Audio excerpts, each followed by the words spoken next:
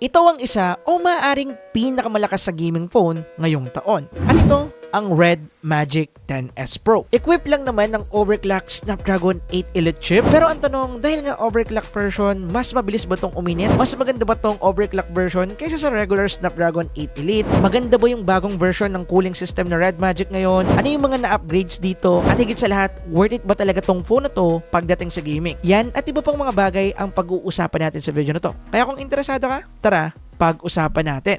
So, simulan natin pag-usapan yung build and design neto at magsimula tayo sa design. Pagdating dito, same pa rin ng Red Magic 10 Pro, halos walang pinagbago. Same looks, same design, same variant pa din which is Dusk, Moonlight, and yung Nightfall variant neto. Boxy shape design pa rin, naka-flat screen and flat back which is good dahil comfortable siyang hawakan lalo na kapag usapang gaming or pagdating sa gaming position grip. I-plus pa natin yung zero camera bump design neto, mas lalo pang gumandang tingnan to. Hindi din pwedeng mawala sa design neto yung mga RGB lights dahil tatak na yan ng isang gaming phone and also ni Red Magic. And yes mga pare ko, present pa din dito yung mga settings na pwede natin gamitin para baguhin yung projection light at kung ano-ano pa ng mga RGB lights na to. Ang hindi ko lang talaga nagustuhan sa overall design ng phone na to yung pagiging glossy finish na to. Kaya kapitin pa rin talaga to ng fingerprint at saka ng smudges. Kaya mapapapunas method tayo dito if ever na gagamitin natin itong phone na to ng walang case. In terms of build naman, naka-glass front, aluminum frame, and glass back naman tayo dito. However, hindi nga lang nila na-indicate kung ano yung glass protection na ginamit nila sa front and back. Pero for sure, hindi to Corning Gorilla Glass dahil kung Corning Gorilla Glass to, in-emphasize na agad nila yan. For sure, ibang klase or ibang brand to ng protection. So, i-update ko na lang to sa comment section below at ika-clarify ko to sa mga contacts natin. Ang maganda pa dito, meron na tong IP rating which is IP54 rating unlike sa ibang Red Magic phone before na wala. Dahil na din yan sa built-in fan na meron to. And speaking of built-in fan,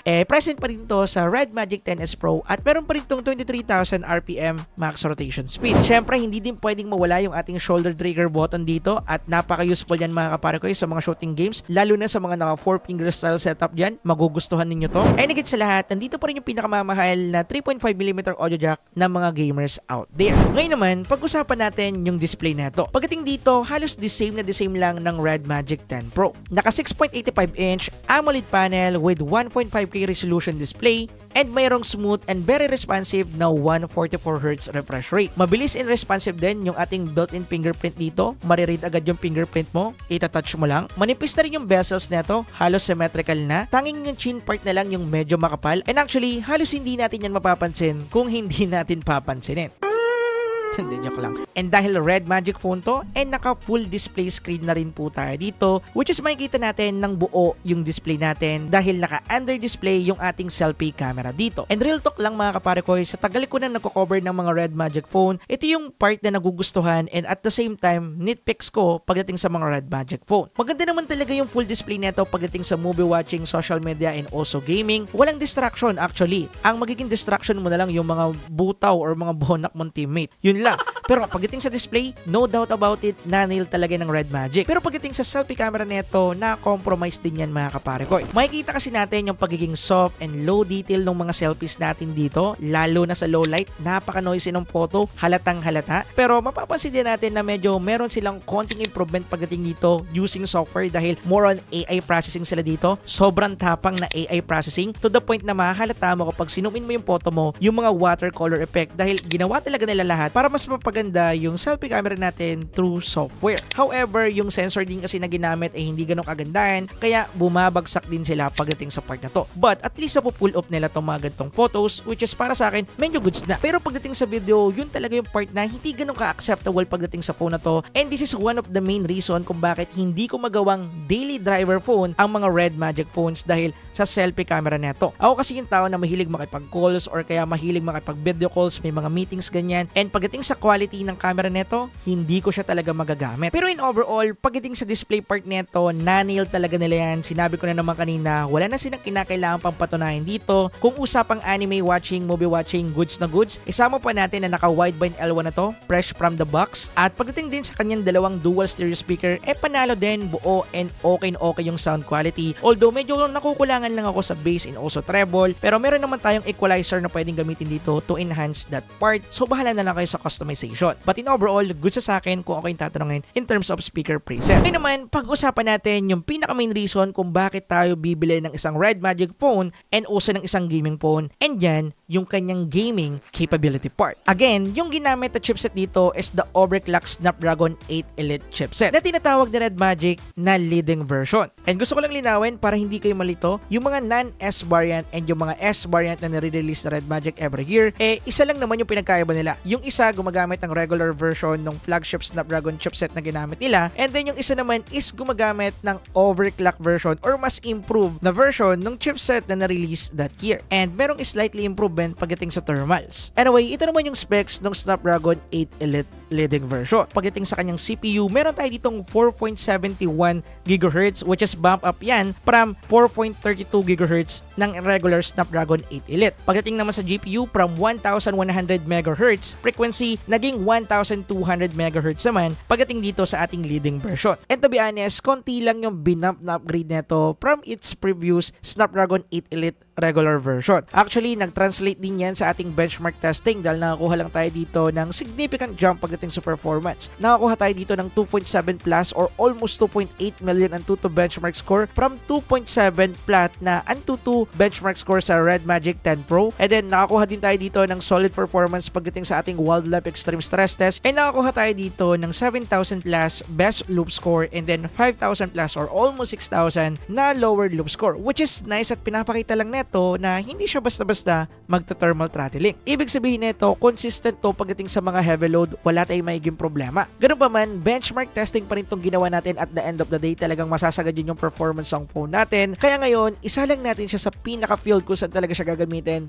which is gaming. Una namin itong sinalang sa Genshin Impact. At nga pala, present pa rin sa phone na to yung dedicated chip natin, which is the Red Core R3. And ito yung dedicated chip na responsible sa mga gaming features na meron sa phone na to, which is kagaya ng game interpolation, visual enhancement, at kung ano-ano pang mga gaming features na available sa phone na to. Ngayon, isa po sa pinagmamalaki na Red Magic sa phone na to is yung improved cooling system daw nila pagdating dito. Kaya, itetest natin kung totoo nga ba talaga. Yung una namin ginawa dito, naglaro kami ng Genshin Impact, sinagad namin yung settings, highest graphics preset, and then 60 FPS combo. And then, inactivate namin dito yung kanyang frame rate interpolation feature na alam naman natin na mas makakapagpainit ng phone na to. Nilaro namin to sa loob ng 30 minutes at ito yung mga naging resulta. Nakakuha tayo dito ng 120 FPS at napaka-smooth na gameplay. Kitang-kita nyo naman. Halos hindi yan bumaba mga kaparakoy, nag-maintain niya ng 120 FPS. And pagdating sa naging gaming performance ng phone na to sa Genshin Impact using game interpolation, solid na solid dahil nakakuha tayo dito ng consistent 120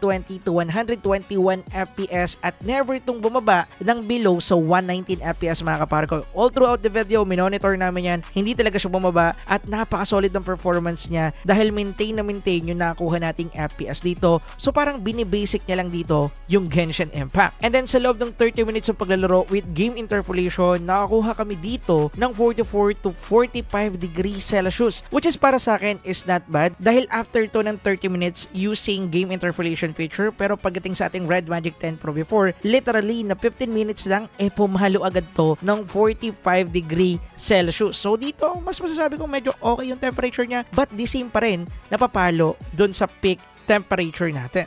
And then, after namin mag-check ng temperature, sinalang agad namin ulit yung Genshin Impact. Turn off lang namin yung frame rate interpolation. And then, good to go na ulit. Naglaro kami dito. And then dito, sa normal settings, kuha din tayo ng solid FPS dahil pumapalo to ng 60 FPS. Consistent and maintain kaparakoy. Same lang din with game interpolation. Hindi siya bumaba ng below 60. Kaya meron mang game interpolation or wala, consistent at sisiw lang yung Genshin Impact dito. Kung ako yung tatanungin. And then, after again ng 30 minutes ng paglalaro in normal settings without frame rate interpolation, nakakuha naman tayo dito ng mas mababang temperature ng 42 to 44 degree Celsius. Naglaro din kami dito ng mga MOBA games, Wild Rift, MLBB at saka HOK.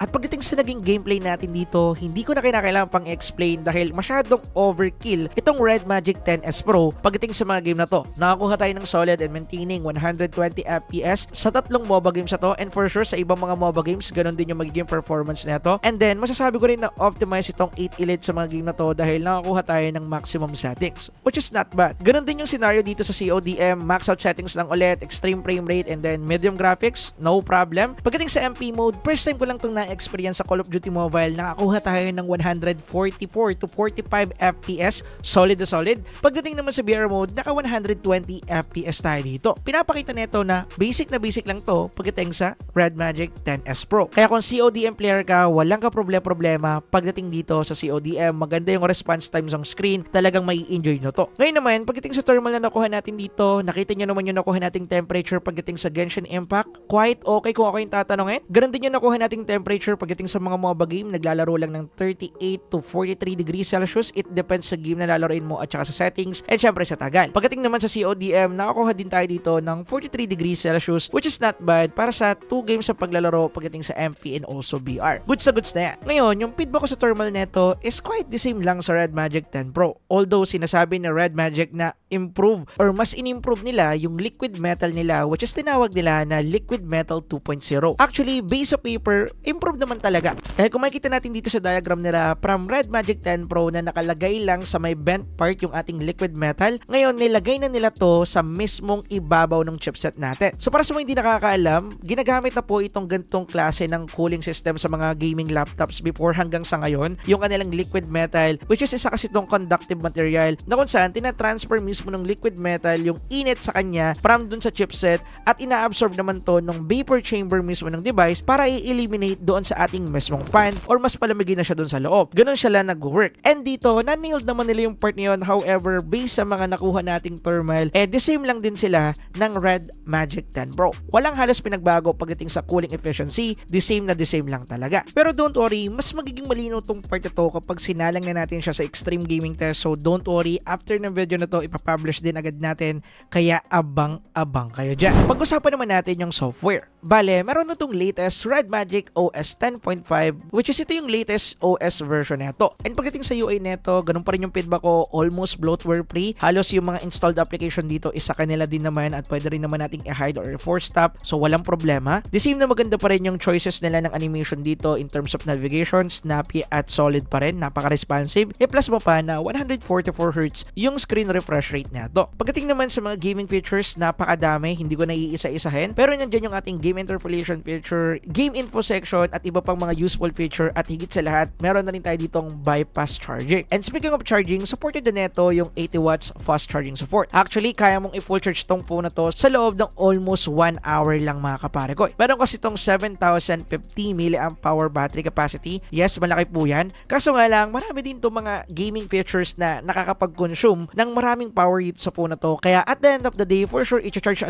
natin tong phone na to if gagamitin natin siya sa gaming or just use bypass charging para wala tayong maging problema. Yun lang naman. Pagdating naman sa camera part nito, naka triple camera setup pa rin tayo. Meron tayo ditong 50 megapixel main camera sensor, isa ring 50 megapixel ultra wide camera sensor, and 2 MP macro camera sensor. Sana hindi na lang nila nilagay. And then pagdating sa photo quality na nakuha natin dito, honestly, medyo nabigla ako. Goods yung kanyang color, although meron talagang enhancement pagdating sa saturation. Hindi na mawawala, natural na yan sa mga phones na kagaya nito. And then goods din yung sharpness at detail do mga photo, kitang-kita naman dyan. Maganda rin yung high dynamic range na pe-preserve yung detail or information dun sa highs and also sa shadow part. Although sometimes kapag medyo pangit-pangit yung lighting or kulang ng liwanag, medyo nagkakaroon tayo ng mga noises sa mga shadow part or dark part ng image. But don't worry, okay naman siya all the way basta merong goods amount of light kapag mag-take tayo ng photo. And higit sa lahat, nagustuhan ko rin dito yung kanyang video capability dahil kung makikita ninyo dito yung kanyang 4K at 60 and 30 FPS, napaka-smooth at halos walang shake dahil yan sa kanilang OIS stabilization dito. Kitang-kita nyo naman na okay na okay. Nga pala, kagandahan dito, pwede tayo mag-shoot ng 4K at 60 and 30 FPS sa ultra-wide camera na unlike sa mga ibang phone na pang telephoto and main camera lang. Dito, pati sa ultra-wide, yakang-yaka yan. Kaya yung thoughts ko pagdating sa camera neto, kahit na gaming phone to, pumapalag siya pagdating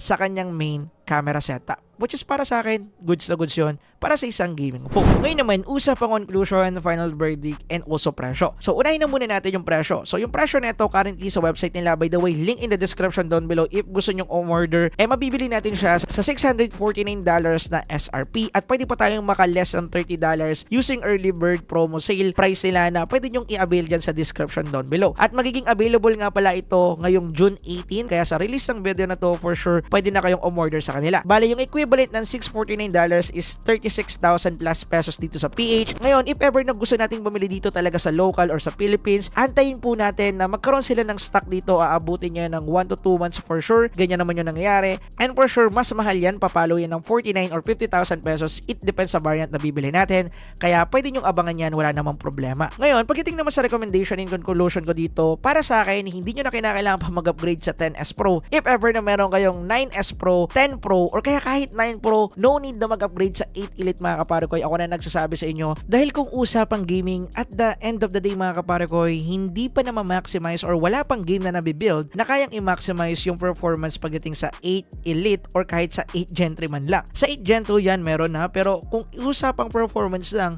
lumalaban pa rin yung mga previews na flagship Snapdragon chipset. Pero syempre, kung hindi problema sa inyong budget and also kung gusto nyo talagang bumili ng inyong dream smartphone which is 10S Pro or kaya ng isang solid gaming phone kung nagagamitin nyo for live stream or etc. Syempre, marirecommend ko itong 10S Pro kasi siya na yung pinakamalakas sa phone na nandito ngayong 2025. At least, pagdating sa hanay na Red Magic. So, maganda rin naman tong phone na to, pang matagalan yung chipset, kahit 3 to 4 years na gamit-gamitin nyo to, hindi kayo basta-basta mabibitin. So, palag-palag to kung ako yung tatanungin. Anyway, dito ko natatapusin yung video. Mag-iiwan po ako dito ng mga recommendation natin pagdating sa mga phones na pwede nyong bilhin ngayon 2025 na super sulit. And also, iiwan ko rin dito yung para sa akin, king ng mid-range level segment na phone ngayong 2025. Check ninyo. By the way, link in the description para sa full information ng Red Magic 10S Pro. Yun lang. Peace!